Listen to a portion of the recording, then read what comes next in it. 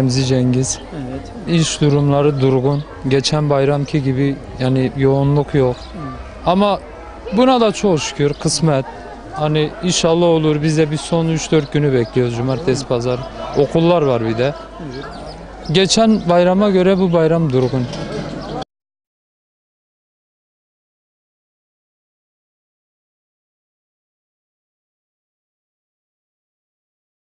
Adım Mehmet'tir. Burada esnafım. Şimdi eski bayram kalmadı. Bu bayram mesela eskide 5-6 gün kala taş atayla düşmez, yere toprak atayla düşmez ama şimdi kimse yoktur. Yine şükür Allah'a ama hiçbir şey gözükmüyor. Bir ton esnaf arkadaş vardır. Bunlar mesela ödemeleri için inanın hepsi çok iyi iflasın başındadır. Anlıyorlar. Yine şükür Allah'a. Bu büyük marketler açıldığından dolayı çok iyi oraya yönlendiler. Mesela kredi kartı yakıyor adamın evini. Adam zannediyor 12 ay 20 ay vadeyle çekiyor, bedavadır.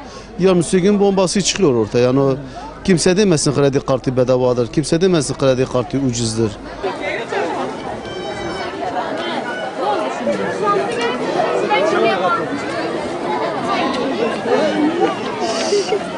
Benim ismim Haşim Sorgun, Sakarya Caddesi'nden, Bağla Sakarya'sının esnafım.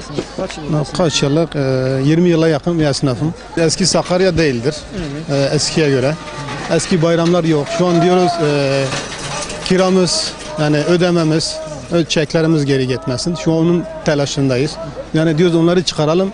Yeter yani. Eskiye göre aynı fiyattır. Yani bir 5 senedir fiyatlarda bir değişiklik yok.